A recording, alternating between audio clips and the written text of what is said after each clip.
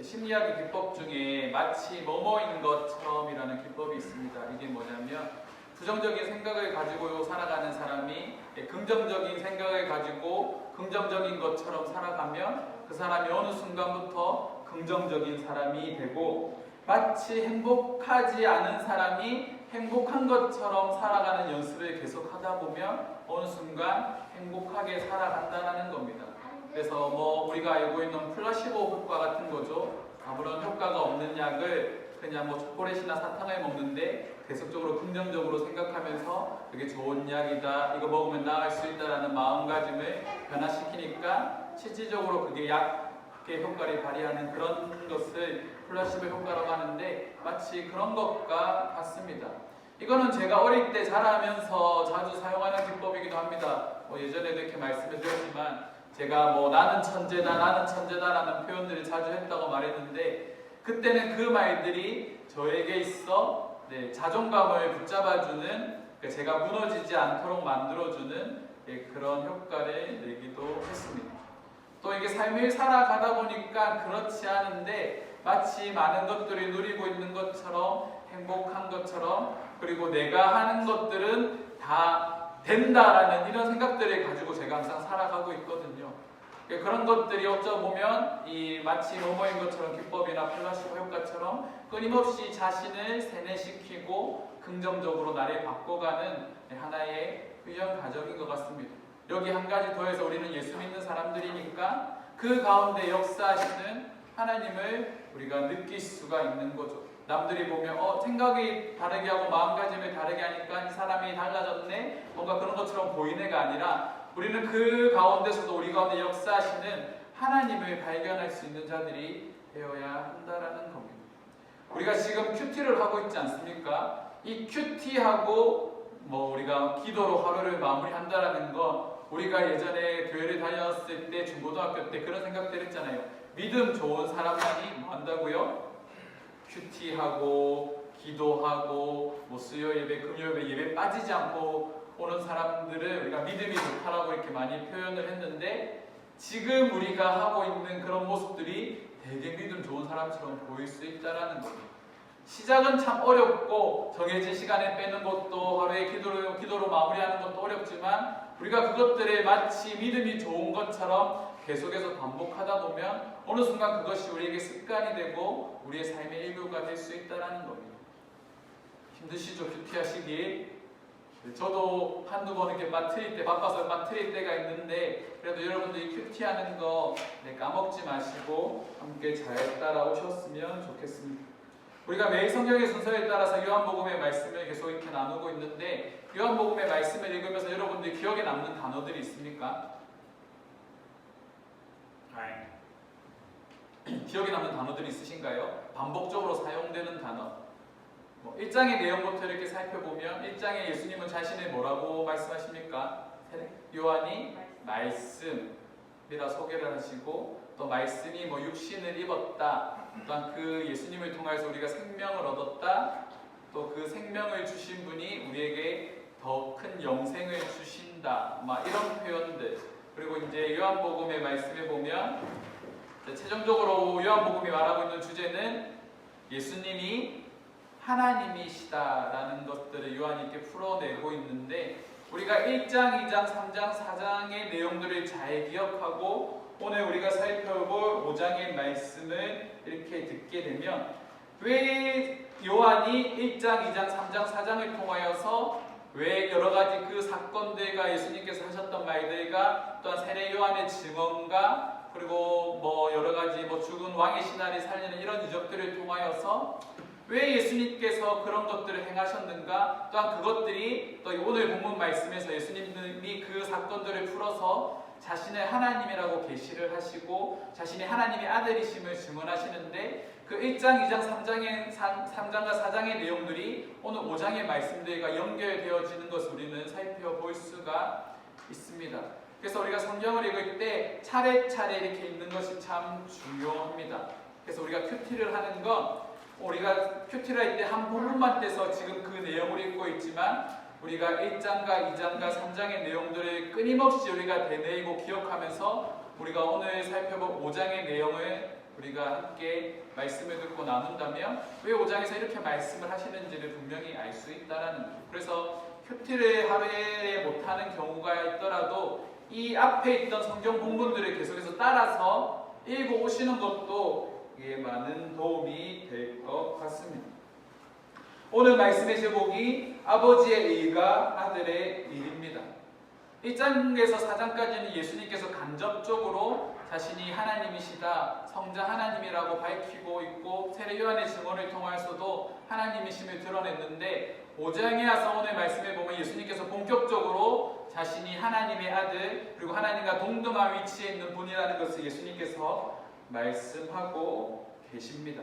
오늘 5장 말씀을 살펴보기 전에 우리가 3장의 내용들을 또 잠깐 살펴보고 우리 5장의 내용들을 함께 나누도록 하겠습니다. 요한복음 3장 34절에서 36절 말씀에 보면요, 세례 요한이 예수님에 대해서 이제 소개를 합니다. 그 앞전의 말씀에 보면 세례 요한이 자신을 가리켜서 뭐라 표현하냐면 자기는 광야에서 외치는 자의 소리다. 그는 흥하여야 되겠고 나는 쇠하여야 되겠다고 말씀하면서 이 세례 요한의 모습이 조금씩 사라지는데 그 세례 요한의 모습이 사라지기 전에 이 예수님에 대해서 세례 요한이 소개를 할 때 그에 대해서 뭐라고 말씀하냐면 34절에서 36절 말씀에 보면 하나님의 권세가 아들에게 주어졌고 아들을 믿는 자에게는 영생이 있으며 순종하지 않는 자들에게는 하나님의 진노가 있을 것이다 라고 요한이 선포를 합니다. 이 말씀이요, 오늘 5장 우리가 읽었던 본문 말씀에서 예수님과 하셨던 말씀과 일맥상통하는 그런 말씀입니다. 그래서 요한이 했던 그 말들을 우리가 먼저 기억하고 오늘 5장의 말씀을 살펴보면 조금 더 쉽게 이해할 수 있다는 거죠. 또 4장에 넘어가면 이 영생의 특권을 누리게 되는 자들이 누구인가에 대해서 말을 하고 있는데 구체적인 예로 예수님은 한 사람을 만나십니다. 예수님께서는 당시 유대인들이 혼혈적이라고 부정한 사람들이라고 여겼던 이 사마리아 사람들이 살고 있는 곳으로 가는데 이 사마리아 사람들이 살고 있는 이 수가라는 곳에 이르러서 예수님이 한 여인을 만나게 됩니다. 우리가 소위 말하는 사마리아 여인을 만나게 되는 거죠. 그 사마리아 여인이 지금 우리 시간으로 정오 12시에 우물에 물을 뜨러 왔습니다. 그가 12시에 물을 뜨러 왔다는 것은 뭔가 깨림직한 삶을 살아가고 있다는 거예요. 사람들과 마주치고 싶지 않은 거죠. 한마디로 그 사마리아 사람들이 부정한 사람으로 여겨지는데 그 부정한 사람들 중에서도 가장 비참한 인생을 살아가고 있는 한 사람이 바로 이 여인이라는 거죠. 그래서 이 여인이 물을 기르러 왔는데 예수님과 이 여인이 대화를 시작합니다. 유대인인 예수님께서 그 사마리아 여인에게 물을 달라고 말하니까 당신은 유대인인데 왜 저에게 물을 달라고 하십니까? 라고 이 여인이 반문하면서 이야기가 이어집니다. 그래서 예수님께서 그녀에게 물을 달라고 요구를 하고 그녀가 예수님의 그 질문에 당신은 아까 말씀드렸던 대로 유대인인데 왜 나에게 말을 겁니까? 라고 이렇게 말을 할 때 예수님께서 그녀를 향하여서 뭐라고 말씀을 하시냐면 뜬금없이 갑자기 그녀의 남편을 데리고 오라고 말씀을 하시는 거죠. 물 얘기를 막 하고 있다가 갑자기 그녀의 남편에 대해서 말을 하고 있는 겁니다. 그 전에 말씀에 보면 이 여인에게 예수님께서 생명의 강, 생수의 강, 영원히 목마르지 않는 물을 너에게 주겠다라고 말씀하시면서 갑자기 이야기가 남편으로 이렇게 전환이 된 거죠. 근데 예수님께서 그녀를 향해서 뭐라 말씀하십니까? 남편이 데리고 오라니까 그녀는 남편이 뭐하다고요? 없다라고 말을 하는 거죠.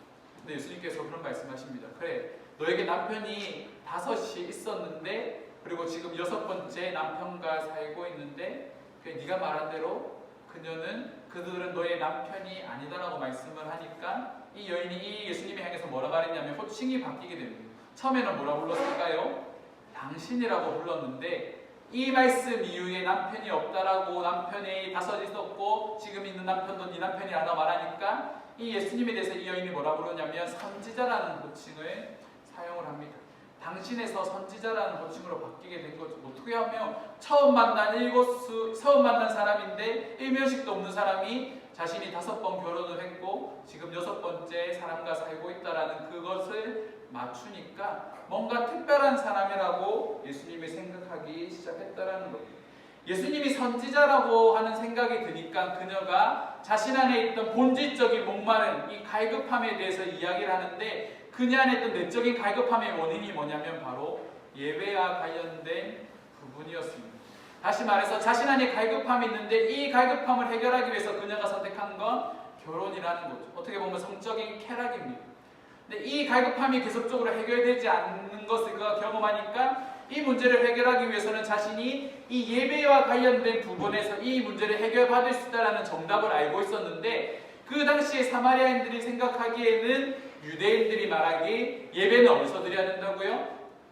예루살렘에서 드려야 된다고 생각을 했습니다. 그래서 그녀가 말하는 이야기를 보면 유대인들이 말하기 예배는 예루살렘에서만 예배를 드려야 된다라고 말을 하는데 그렇다면 우리 사마리아인들은 어떻게 예배해야 합니까? 라고 질문을 했을 때 예수님께서 뭐라 하십니까? 우리가 함께 읽어볼까요? 우리가 잘 아는 말씀이죠. 우리 4장 24절 말씀만 한번 읽어보겠습니다. 자, 함께 읽을게요. 하나님은 영이시니 예배하는 자가 영과 진리로 예배할지니라. 하나님은 영이시니 예배하는 자가 뭐와 뭐로 예배한다고요? 영과 진리로 예배한다는 거예요. 이 사마리아 여인은요, 장소에 대해서 우리가 예배해야 하는 장소에 대해서 물었는데 예수님은 뭐라 말씀하십니까? 장소가 아니라 우리가 예배해야 되는 대상에 대해서 말씀을 하신 거죠. 하나님은 뭐시라고요? 영이시니까 하나님이 영이시다라는 것은 하나님은 어느 곳에나 계실 수 있는 분이라는 겁니다. 예루살렘이라는 공간 안에 한정된 그곳에만 계시는 하나님이 아니라 영이시기 때문에 어느 곳에다 계시는 분이니까 우리가 그분을 예배할 때에 장소의 문제가 아니라 신령과, 예전 번역에는 신령과 진정으로라고 이렇게 표현이 되어져 있는데 우리가 마음을 다하여서 그 하나님을 온전히 바라보는 마음으로 예배하는 것과 진리이신 예수 그리스도를 통하여서 예배하는 그 자리에 하나님께서 그 예배를 기뻐 받으신다라고 말씀을 하시는 겁니다.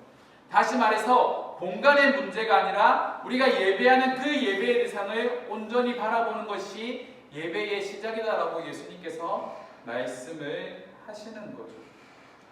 이 말씀과 함께 그녀는 이 예수님을 향하여서 뭐라고 고백하냐면 메시아시다라고 고백을 합니다.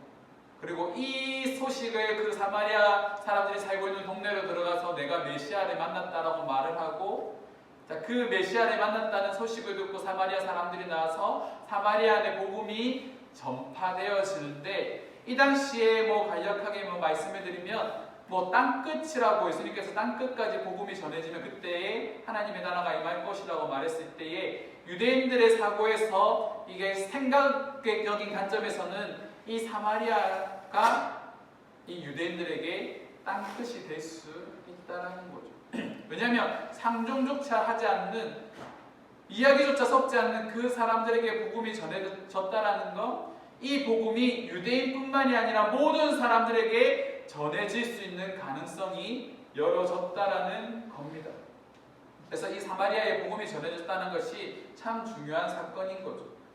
이 사마리아 사건, 이 사마리아 여인과의 사건 이후에 그 위에 말씀해 보면 예수님께서 다시 갈릴리로 돌아가셔서 이 가나에서 왕의 신하의 아들이 죽은 것을 살려주게 되는데 이것이 예수님께서 행하신 두 번째 표적입니다. 4장 50절 말씀해 보면 가라 내 아들이 뭐하였다고요? 살아있다라고 하셨습니까? 그 다음에 말씀하셨습니다. 근데 1장에 보면 예수님을 뭐라고 소개하고 있는가요?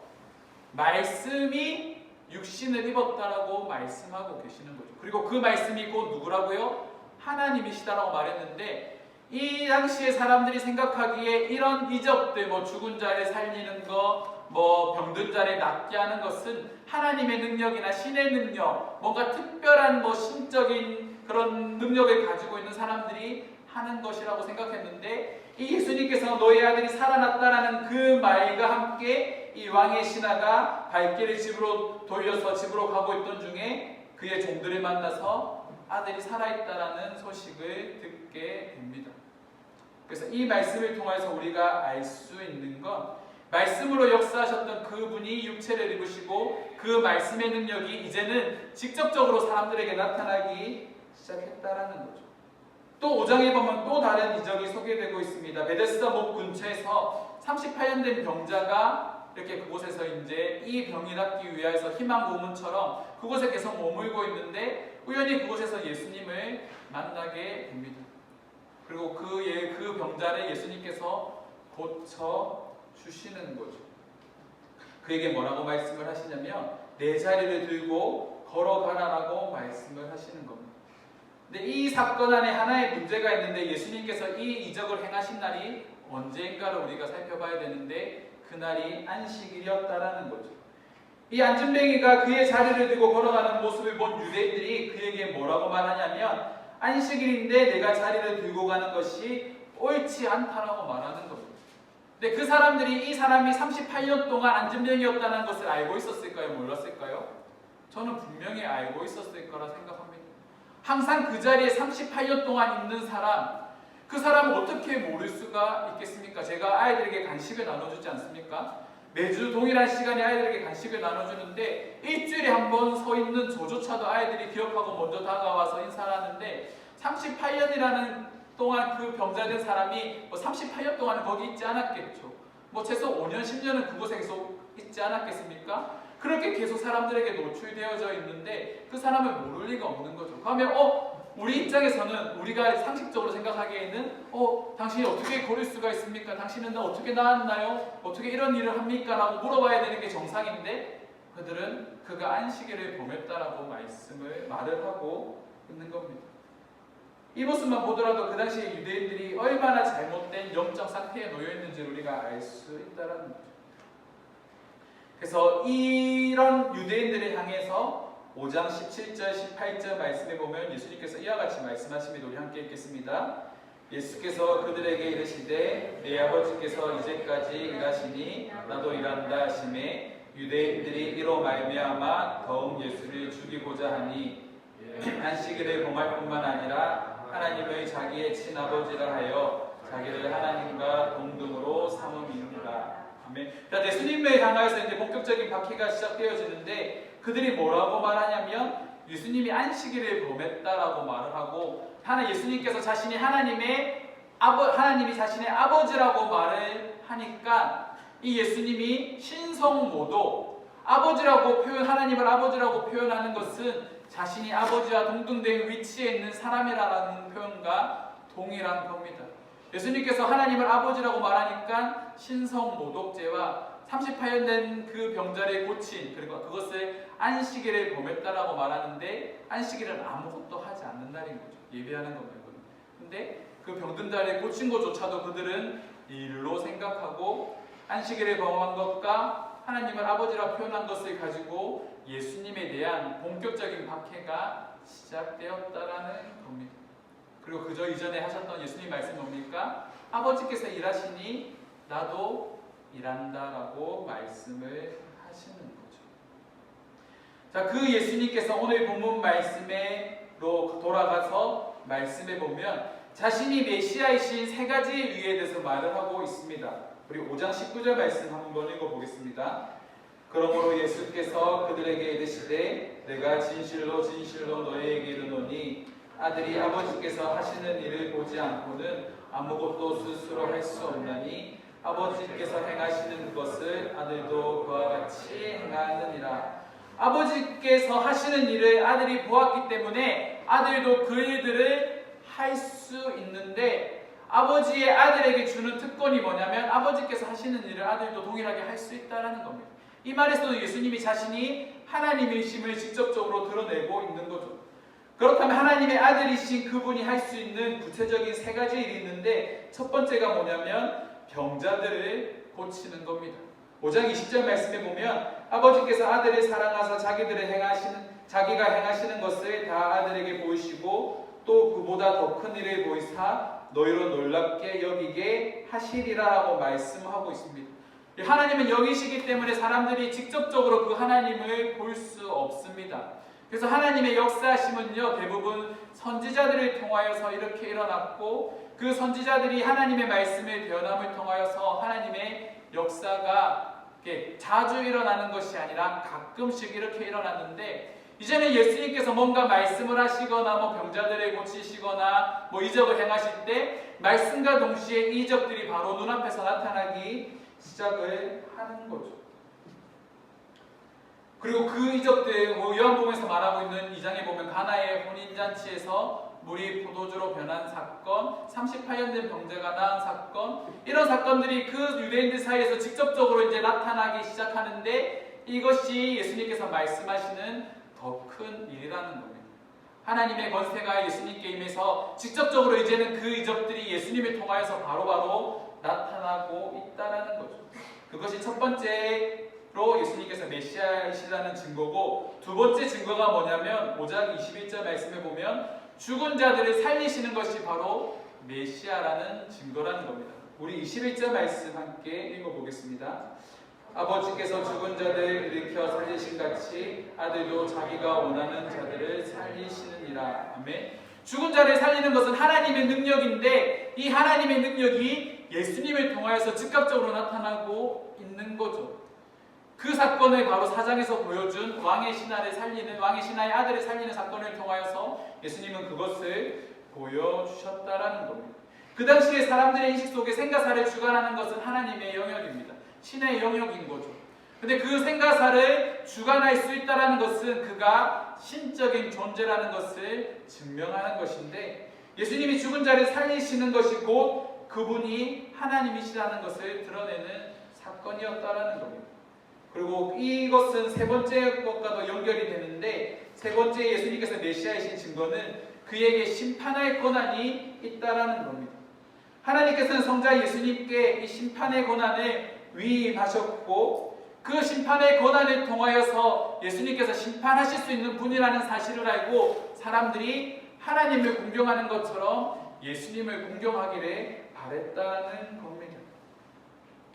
그리고 이 예수를 통하여서 하나님께서 계획하신 게 뭐냐면, 우리 5장 24절 말씀 한번 읽어볼까요? 5장 24절입니다.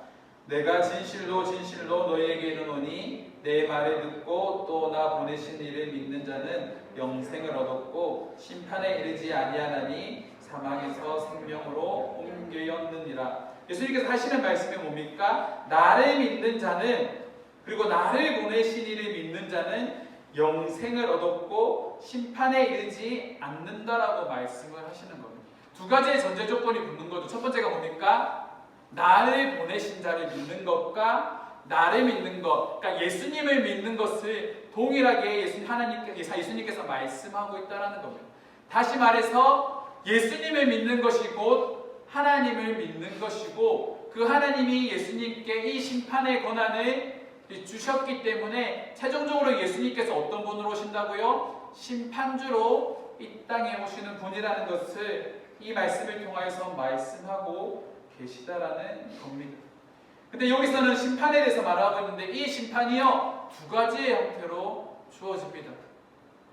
첫 번째, 우리가 직접적으로 지금 우리의 삶에서 우리가 심판을 받고 있다는 것은 예수님께서는요 그분을 믿지 않는 것이 심판의 바로 모습이라고 말씀을 하시는 거죠. 예수님께서는 믿음에 대해서 말을 하면서 이 믿지 않는 자들이 이미 심판을 받고 있다라고 말씀하시는 겁니다. 그렇다면 믿는 자와 믿지 않는 자의 구별되는 뭔가 차이점이 있어야 될 것이 아닙니까? 그것이 우리가 앞에 살펴봤던, 지난주에 살펴봤던 이 영생의 삶을 누리고 있는가 누리지 못하는가에 의해서 한가름된다는 거죠. 우리에게 영생이 주어졌다, 우리에게 영원한 삶이 주어졌다라고 우리가 생각할 때에 우리가 살아가는 삶의 최종적인 목표가 어디입니까? 영생이기 때문에 지금 우리가 살아가고 있는 이 땅에서의 어려움이, 그리고 문제들이 우리에게 큰 문제로 여겨지지 않는다라는 거죠.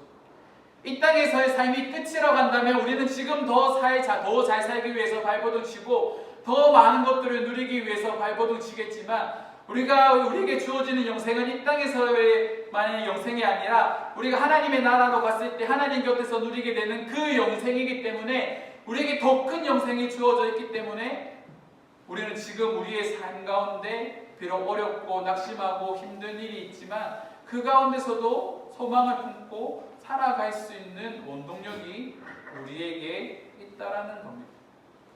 쉽게 예를 들면 우리가 이 시간에, 예배의 시간에 우리의 시간을 하나님께 내어드리지 않습니까? 또 우리가 예배의 시간에 우리가 헌금이라는 것을 하지 않습니까? 왜 이것을 우리가 하는가요? 왜 예배를 드리고 우리가 하나님께 헌금을 드립니까? 세상에서 가장 중요하다고 말하는 이 시간과 이 물질을 우리가 하나님께 드린다는 것은 이 땅에서의 삶이 우리의 모든 삶이 아니라 하나님께서 우리에게 예비하신 더 큰 삶이 우리에게 예비되어져 있고, 우리가 그 사실을 믿기 때문에 우리가 하나님께 우리가 이 땅에서 누릴 수 있는 세상 사람들이 말하는 가장 좋은 것들을 드림으로 하나님이 우리의 최고의 가치시고 하나님만이 우리의 유일한 하나님이심을 우리가 간접적으로 고백하는 겁니다. 그리고 이 시간들을 통하여서 우리가 이 헌금하는 이 행위들을 통하여서 세상 사람들이 바라봤을 때 저 사람들 저렇게 시간을 내고 이렇게 물질을 드리는 건 손해보는 일이 아니야 라고 생각하지만, 우리는 이미 경험을 통해서 알고 있지 않습니까? 우리가 하나님 앞에 시간을 드리고 물질을 드리고 우리의 삶을 경건하게 하나님께 내어드릴 때 하나님은 더 좋은 곳으로 우리에게 풍성하게 부어주시는 그 분이라는 사실을 우리는 경험을 통하여서 알고 있다라는 겁니다.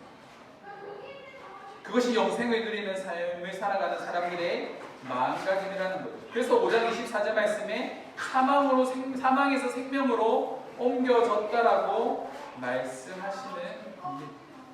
요한복음 5장에서 예수님께서 이 영생이라는 단어를 계속적으로 반복해서 말씀하고 계시는데, 이 영생으로 가는 그 길에 바로 핵심이 뭐냐면 예수 그리스도라는 그분을 믿어야 한다는 거죠. 그 예수 그리스도를 믿어야지만 우리가 영생을 얻을 수 있다는 것은 다시 말씀드립니다. 이 예수님이 곧 하나님이시다라는 증거라는 것을 말해주고 있는 거죠. 여기 하나의 문제가 있습니다. 그렇다면 우리가 이 예수 그리스도를 믿느냐 믿지 않느냐에 따라서 영생뿐만이 아니라 최후 심판은 안에 이 심판을 받을 것인가, 이 심판을 받고 지옥에 갈 것인가 천국에 갈 것인가가 나눠지게 된다라는 겁니다. 우리가 이 자리에 있는 것은 어쩌면 우리가 생명의 부활로 초대받은 사람이라는 외적인 증거일지도 모르겠습니다. 그러니까 우리가 이 시간을 하나님께 내어드릴 수 있는 거죠. 그렇다고 한다면 우리가 구체적으로 이 그리스도를 믿는 자들에게 나타나는 삶의 특징이 있는데, 그 특징이 무엇이냐면 말씀의 통치를 받는 삶으로 우리를 초대하셨다라는 겁니다. 말씀의 통치를 받는 삶이 바로 영생을 누리는 삶이라는 거죠. 우리 5장 25절 말씀 함께 읽겠습니다. 진실로 진실로 너희에게 이르노니 죽은 자들이 하나님의 아들의 음성을 들을 때가 오나니 곧 이때라 듣는 자는 살아나리라. 아멘. 아들의 음성을 듣는 자들에게 주시는 특권이 영생이라고 말씀하십니다. 영생을 누리지 못하는 자들은 아들의 음성을 듣지 못한다라고 말씀하시는데, 그들이 곧 죽은 자라는 거죠. 마가복음 4장 23절 말씀을 보면 예수님께서 이런 표현들을 자주 사용하십니다. 들을 귀 있는 자는 뭐라고요? 들으라라고 말씀하시는 거죠. 동일하게 말씀이 선포되어지는데 어떤 사람들은 그 말씀을 들을 수 있는 귀가 있고 어떤 사람들은 그 말씀을 듣지 못하는 겁니다. 그런데 성경을 이렇게 읽다 보면 요한복음의 말씀도 마찬가지죠. 이 말씀을 계속해서 읽다 보면 예수님의 말씀을 듣는 자들에게 어떤 일이 일어납니까? 역사가 일어나고 기적이 일어나는 거죠. 왕의 신하가 이 예수님의 말씀을 듣고 순종하며 돌아갔을 때에 이 아들이 살아나는 역사가 있었지, 만약에 돌아가지 않았다면, 예수님 직접 같이 가시죠라고 계속해서 말씀하셨다면 어쩌면 그 역사가 일어나지 않았을 줄도 모르겠습니다. 예수님께서 우리에게 보시는 게 뭡니까? 믿음입니다. 하나님 아까 영이시다라고 말씀을 이렇게 드렸는데, 영이시다라는 것은 우리의 마음을 감찰하시는 분, 우리의 생각과 뜻을 분명히 다 아시는 분이라는 뜻인 거죠. 다시 말해서 예수님께서 말씀을 하셨을 때에 그 말씀을 받아들이는 이 사람이 그 말씀을 진정한 하나님의 말씀으로 받아들이는가, 그 말씀을 받아들일 때에 어떠한 믿음을 가지고 받아들이는가에 따라서 그의 믿음이 참인지 거짓인지가 드러난다는 겁니다. 예수님은 그것을 보고 계시다는 거죠. 그래서 그들이 이 예수님의 말씀을 들었을 때 그들을 향해서 예수님께서 하시는 칭찬이 뭐냐면, 자, 믿음 있는 자여, 내 믿음대로 될지어다라는 표현들을 이적을 행하실 때 많이 사용하신다라는 거예요. 이처럼 믿음이 있는 자들이 들을 수 있는 귀가 주어진다라는 겁니다. 우리 세상을 살아가면서 수없이 많은 진리 속에 살아갑니다. 우리는 수없이 많은 음성들을 듣는 거죠. 어떤 강연을 들어도요, 수많은 사람들이 자신이 살아온 방식들을 삶에 있어서 정답이라고 말을 합니다. 제가 이번 주에 아내와 함께 이 예성이의 병원을 다녀왔습니다. 예성이 병원에 가서 의사 선생님과 이야기를 하는데, 이 의사 선생님이 이 아이에 대해서 말을 할 때에 섣불리 판단할 수 없다라고 말씀을 하시더라고요. 특히 이 심리학이라는 이 분야에서, 정신과라는 이 분야 안에서 이 분야가 너무 많이 쪼개져 있기 때문에 만약에 10명의 의사가 있다고 한다면 10명이 각자 다른 견해를 가지고 있고 다른 정답을 제시한다는 겁니다. 이 말이 뭡니까? 하나의 정답이 없다라는 거죠. 세상은 자신이 살아온 삶의 방식들을 정답이라고 이렇게 말을 하고 있는데, 예수님은 그 정답에 대해서 말씀하실 때 딱 한마디를 하시는 거죠. 바로 하나님의 말씀. 하나님의 말씀이 우리의 인생에 있어서 정답이라고 말씀을 하시는 겁니다. 우리가 다른 사람들이 나에게 어떤 말을 해도 우리가 그 말에 휘둘리지 말고, 우리가 뭔가를 결정하거나 뭔가를 선택하는 부분에 있어서 우리의 가장 중요한 결정권은 어디에 있습니까? 말씀에 있다는 것을 우리가 기억해야 됩니다. 그 말씀에 순종하고 그 말씀을 듣는 자가 하나님의 자녀로 부름받은 자들이고 영생의 삶을 누리는 자라는 것을 오늘 말씀은 우리에게 말씀하고 계시는 거죠. 그래서 우리는 하나님의 말씀을 듣는 것이 참으로 중요합니다. 왜 우리가 큐티를 할까요? 왜 우리가 매일 이 말씀을 읽고 묵상합니까? 우리가 읽고 묵상했던 그 말씀이 우리가 어떤 상황, 어떤 문제에 직면하게 되었을 때 그 문제를 해결할 수 있는 열쇠가 된다라는 겁니다. 어떤 큰 문제에 직면하게 되었을 때 어떤 사람들이 나에게 제시하는, 주변 사람들이 나에게 제시하는 이렇게 해봐라가 하는 그 말들이 나에게 있어서 정답이 아니라 하나님께서 말씀을 통하여서 우리에게 하시는 그 말씀이 우리에게 있어서 그 길을 선택하는 정답이 될 수 있다라는 거죠. 우리는 이 말씀과 동행하는 삶들을 통해서 그것들을 많이 경험해야 됩니다.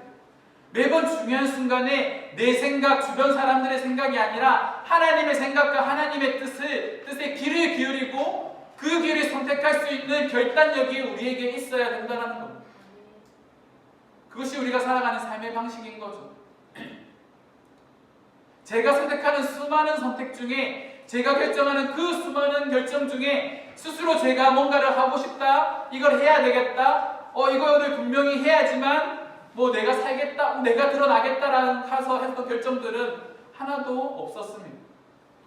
목회를 시작하고 개척을 하고 지금까지 걸어온 모든 그 길들 가운데 모든 부분에서 하나님께서 말씀으로 응답하셨고 그 말씀에 순종하다 보니까 지금까지 나아온 겁니다. 이 삶의 방식은 여전히 변하지 않을 겁니다. 최종적인 선택은 하나님의 말씀이 결정하게 하는 거죠. 그것이 우리가 살아가는 삶의 모습이라는 겁니다. 그리고 이 말씀이요, 어떤 중요한 순간 때뿐만이 아니라 우리가 살아가고 있는 그 일상에서도 끊임없이 우리에게 말씀하신다라는 겁니다.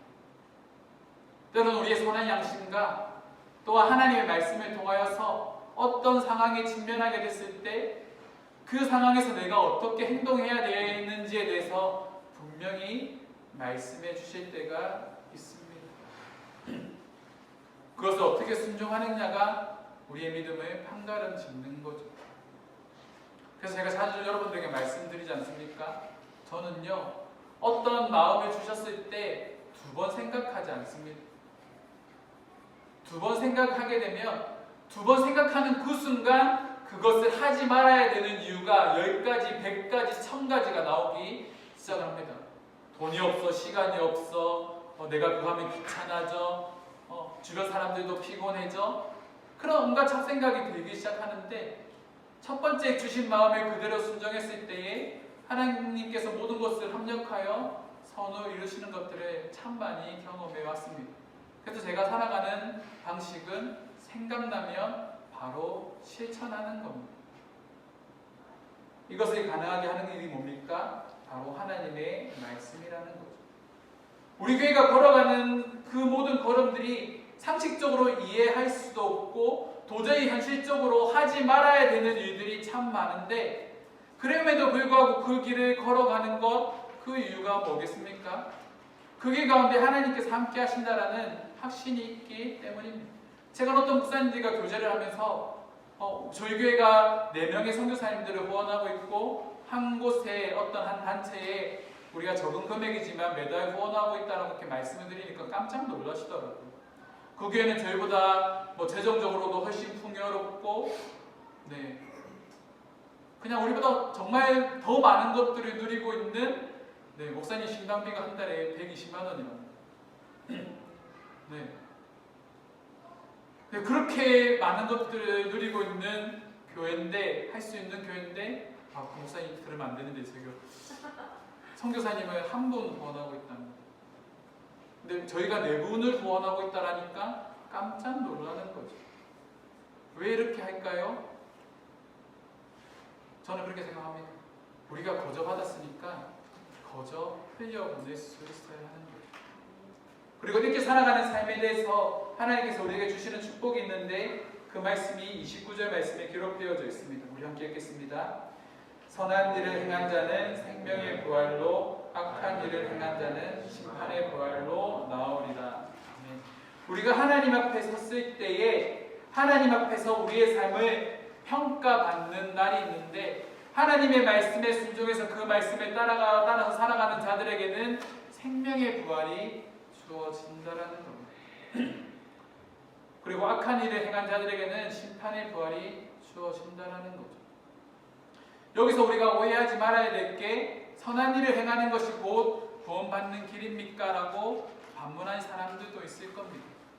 하지만 여기까지 생각이 그치면 그거는 가톨릭이나 이단들이 주장하고 있는 행위구원에 대해서 말을 하고 있는 거죠.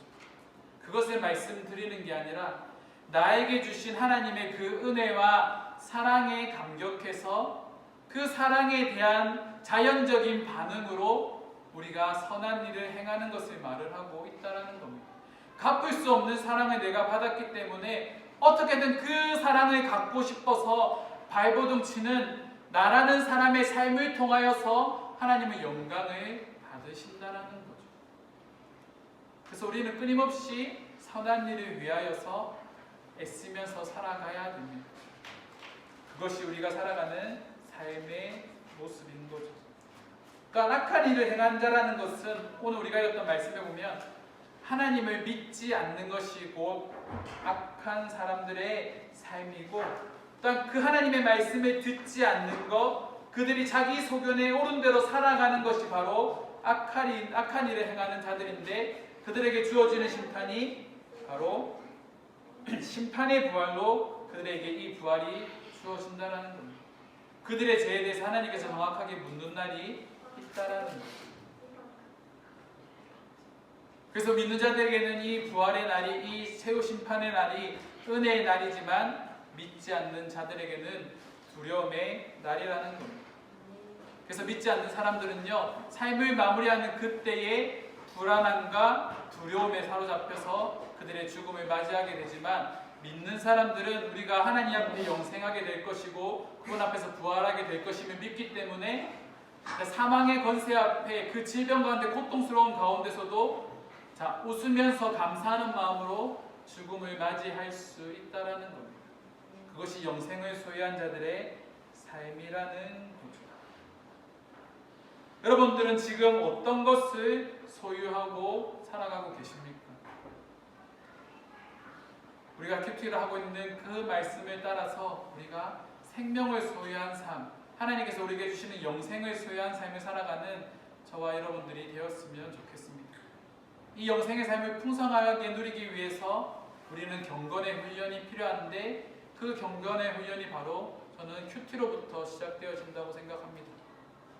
그리고 그 큐티했던 말씀들을 통하여서 이 말씀이 또 육신에 입어서 이 땅에 오신 예수님처럼 이 말씀이 곧 우리의 삶이 되어질 때에 저는 성숙한 그리스도인으로 저와 여러분들이 세워질 줄 믿습니다. 말씀을 마무리하겠습니다. 말씀이 육신이 되었다라는 건 가시적으로 볼 수 있는 구체적인 행동이 우리에게 주어졌다라는 겁니다. 그 모델로 예수님을 하나님께서 우리에게 보내주셨고, 그 예수님의 믿음을 통하여서 그 예수님께서 걸어가셨던 그 길을 걸어가는 자들을 통하여서 하나님은 이 땅 가운데 하나님의 나라, 이 땅 가운데 영생을 누리는 삶을 많은 사람들에게 보여주기를 원하신다라는 거죠. 그 일에 저와 여러분들이 부르심을 받았다라는 겁니다. 그래서 저와 여러분들의 삶이요, 결코 가볍지 않습니다. 그냥 내 마음대로 신앙생활하는 것이 아니라 이제는요, 다른 사람들의 눈치를 좀 보셔야 됩니다.